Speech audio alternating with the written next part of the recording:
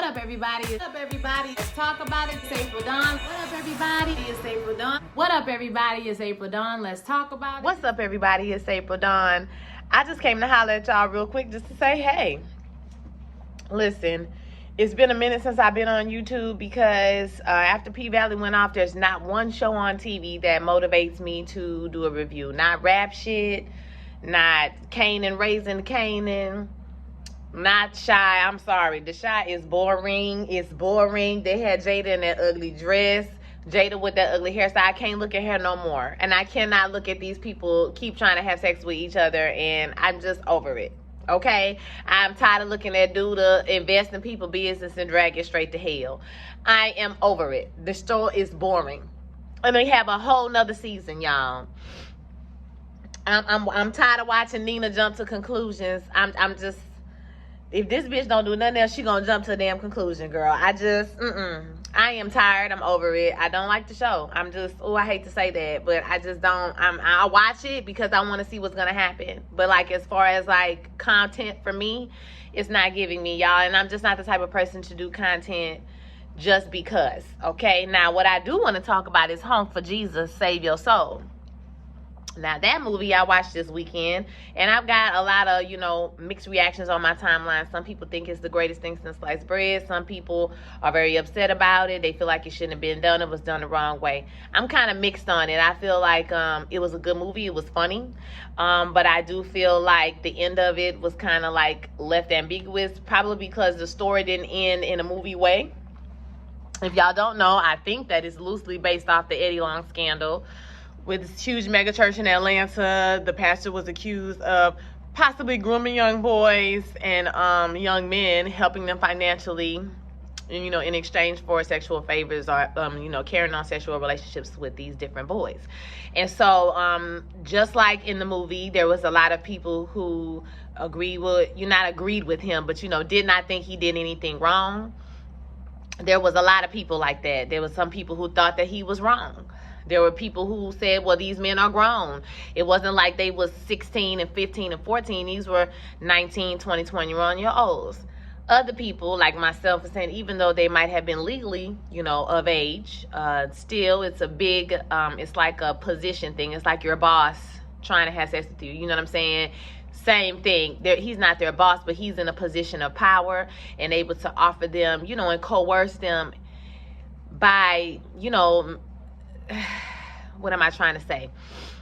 He can coerce them by the fact that he has so much money and access and connections, right? So this can be attractive, and this is kind of manipulative. You know what I'm saying? So I do feel like it's a topic that should be discussed. My opinion is that I would have left his church. That would have been me. I'd have been one of the people that left. But if you know how the story played out in real life, people did come back to his church. Not everybody came back, but people came back, and he was still pretty successful and still had his church until he passed away some years later. It wasn't that much longer after the scandal that he passed away. I think maybe 4 or 5 years after the scandal, he passed away. And we still don't know what he passed away of, but I'm not my business. Okay, so it brought up a lot of interesting conversations that should be had. You know what I'm saying? I'm not a part of the LGBTQ plus community, so I don't want to comment, you know what I'm saying, on something that I'm not really necessarily involved in. I think it's a lot of gray area right there. I think it's a lot of, and we even saw in the scene how it kind of happens, how it kind of goes down. He even tried to kind of hit on one of the guys who was working on the film, the documentary that they're filming during this movie. So I thought that was pretty interesting. The conversations, the gray area. It reminded me of that show, with the girl, y'all, with the cheekbones, you know what I'm saying, on HBO. It reminded me of that show. It's a lot of gray areas about consent, and it just brings into a lot of picture. Even the show on Apple TV, the morning show, a lot of gray areas about consent. These people were not children. They were adults, but technically is 18 an adult. You know what I mean? Like, you still have a childlike mentality when you're around 18 years old.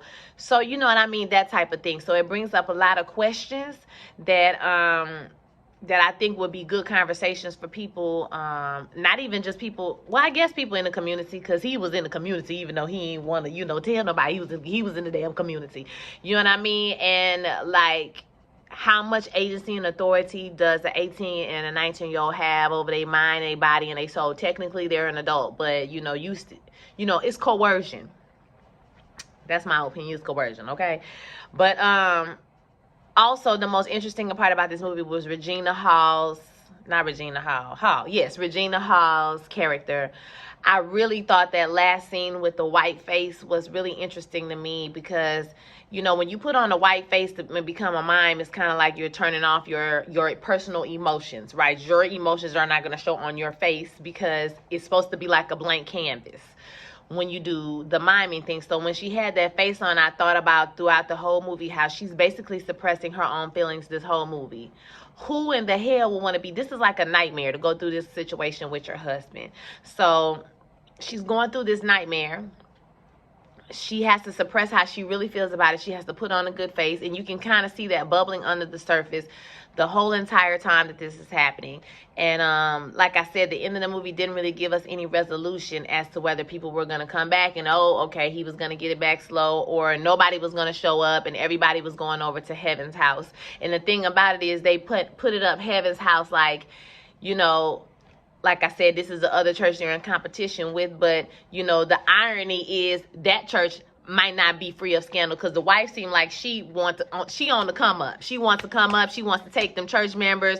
You know what I mean? So she got a little fight in her too. So, you know, it's just like ironic. Like you on top now, but you could, you know, you could very easily be in a scandal tomorrow, depending on what y'all doing in y'all house, you know? So it was very interesting how, you know, the favor of the people, you know what I'm saying? And how when you get it, you gotta keep it. You know, you have to attain it. Now you've lost all this favor with the public. And I really thought the movie was thought-provoking. I think a lot of times church people get so upset about things when they're displayed in a way that they don't like, or a way that is questioning, or a way that's satirical. But I do think that everybody who made this movie knew what they were making. They knew what was going to happen. They knew what was going to be said, but they all understood the assignment, which this is satirical. This is questioning. This is, you know, maybe it's tapping on a wound that's a little open for us. And I feel like it's 2022. It's time to start tapping on those wounds, especially the church, baby. Y'all can't, you know, you can get your hand popped too. It's time to talk about what's going on in these churches. Because to me, it's an abuse of power. When somebody is that much younger than you have life experience, you have connections, you have money, you have a position over them, that as a 19-year-old, it's easy for you to get coerced into maybe doing something you didn't want to do, or, you know, a quick pro quo type relationship. You do this for me, I do this for you. You know what I'm saying? Kind of relationship. So I definitely would have left, because the manipulation that has to go into doing all that to a young person is the part that wouldn't sit right in my spirit, okay? But some people thought he didn't do nothing wrong. They was 18, 19, whatever. I mean, not to mention the fact that you got a whole wife that you're out here cheating on as well, you know? Regardless of who you cheating with, you still cheating. So God be anointing anybody. And I ain't gonna lie to you on that one. God be anointing any old raggedy mother. He will anoint them. They be having the best voices, the best word, the best this. They can dance, they can sing, they can act, they can preach, they can do all type of stuff. He really be anointing any old body. So do I believe his word was on point? Absolutely. Just like Jamal Bryant's word be on point. The word be on point. It's the man that got all the problems. So if y'all want to check that out, if you haven't checked it out, I'm going to give that my seal of approval. I definitely give it a B+. The only reason it didn't get an A was because of the ending. The ending was kind of like ambiguous, you know. Some things need to be talked about, discussed, and put on Front Street. Okay? And it's okay to call a thing a thing. And that's what this movie is doing, is calling a thing a thing. It's doing it in a jokingly way. But that movie take a turn in the middle that we didn't expect, okay?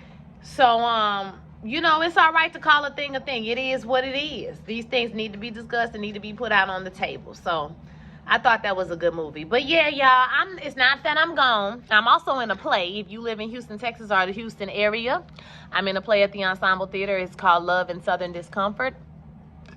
I got a lead role this time, y'all. I'm playing the character of Mila. I'm very excited about that.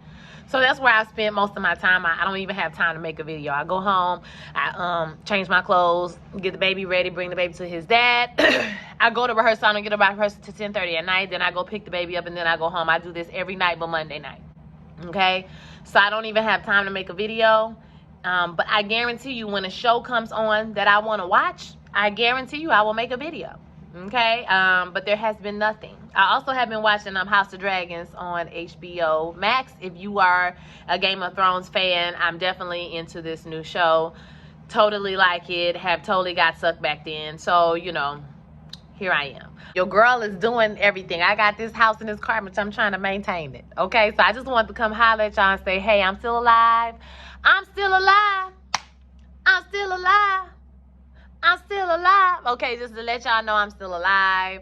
Sis is out here working. I haven't forgot about y'all. Hope y'all haven't forgot about me. Don't unsubscribe. Just wait till some good shit come on. Like, I think last night, Sugar came on. So that's what we gonna do. We gonna get into Queen Sugar this week. Because this is the last season with no Charlie. And baby, I feel a type of way about it. All right, so that's what y'all will get coming up soon. Your Queen Sugar video. So I will holler at y'all next time. Okay, thanks for dropping by for the update. See you guys later. Peace.